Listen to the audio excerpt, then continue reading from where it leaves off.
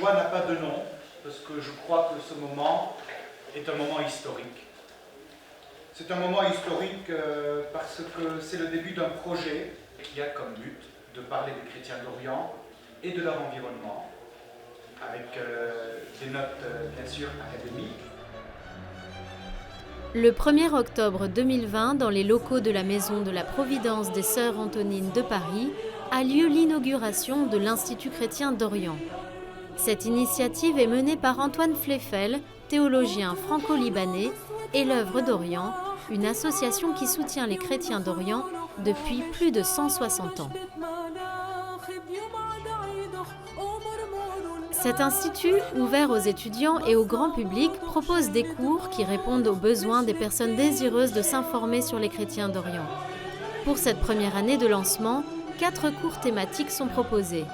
Islam et christianisme, la pensée chrétienne au Liban, patrologie orientale et géopolitique des chrétiens, avec la possibilité de participer aux cours en présentiel, mais aussi en ligne. Cet institut est aussi un lieu pour se rencontrer, débattre et réfléchir ensemble.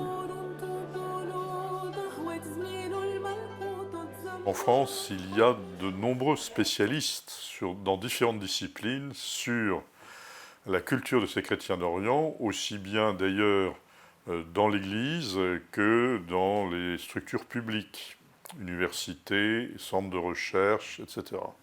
Et donc il nous a semblé intéressant de proposer un lieu qui puisse devenir une plateforme de rencontre entre ces différents chercheurs, français ou orientaux, qui sont en France et qui sont des chrétiens d'Orient. D'autre part, il y a un intérêt croissant pour l'Orient chrétien, pour leur situation politique, sociale, etc., pour leur foi, pour l'histoire de leurs églises, pour la situation géopolitique du Proche-Orient, dont nous avons repris conscience que cela nous concernait de très près.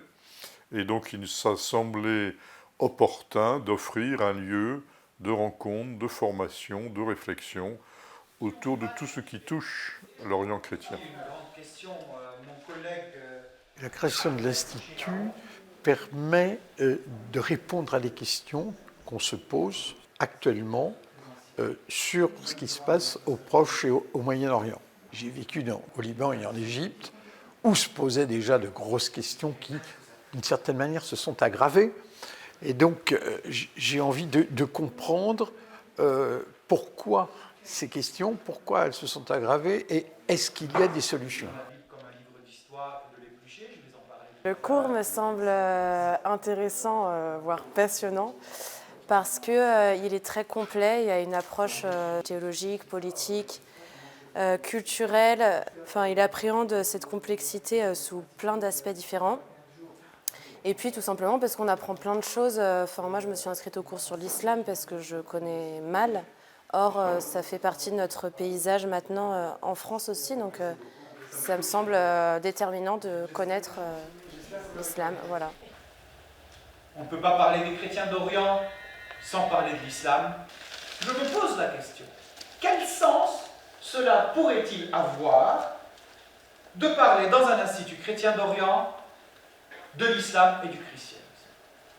Cet institut est important pour les chrétiens d'Orient parce qu'il en parle, parce qu'il les fait connaître, parce qu'il permet de mener des études autour de leur situation, de leur histoire, de leur présent et de leurs perspectives d'avenir. Néanmoins, cet institut, il est bon aussi au-delà des chrétiens d'Orient. Je dirais aux chrétiens d'Occident, mais d'une manière beaucoup plus simple, pour n'importe quelle personne, car il met à disposition un savoir sur un groupe humain qui a sa culture, son histoire, sa civilisation et ses problèmes, et en mettant en lumière cette situation, il permet à la réflexion, d'autant plus que les chrétiens d'Orient, aujourd'hui, représentent et incarnent quelque part les rejetés de ce monde. Donc nous sommes dans une période quand même très particulière, et dans cette idée de désespérance un peu entretenue parfois pour les chrétiens d'Orient sur leur maintien dans les lieux, il y a l'idée finalement de ne pas prêter attention à leur culture, mais de dire, cette culture, on va la partager et la faire connaître. J'ai découvert depuis peu l'existence des chrétiens d'Orient par leur leurs problèmes de guerre civile, d'abord en Irak, après en Syrie, maintenant un petit peu avec les problèmes au Liban. Donc c'est mieux connaître un petit peu ce qui se passe dans cette région du monde.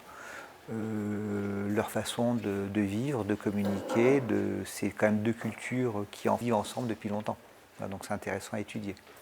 On peut apprendre beaucoup de choses là-dessus. Plusieurs partenariats sont en discussion avec de nombreuses universités, comme celle de Saint-Joseph de Beyrouth et l'Institut catholique de Paris. L'idée, développer cet institut pour qu'il puisse devenir une référence pour les études autour des chrétiens d'Orient. Je vois bien cet institut dans 5 ans avec nombre de professeurs, un corps professoral presque dédié à cet institut ou largement dédié à cet institut, avec des centaines d'étudiants, avec des diplômes et avec une reconnaissance dans le monde de l'enseignement catholique et dans le monde de l'enseignement public. Tout cela en œuvrant pour la paix, le dialogue, la diversité, l'ouverture et la connaissance de l'autre.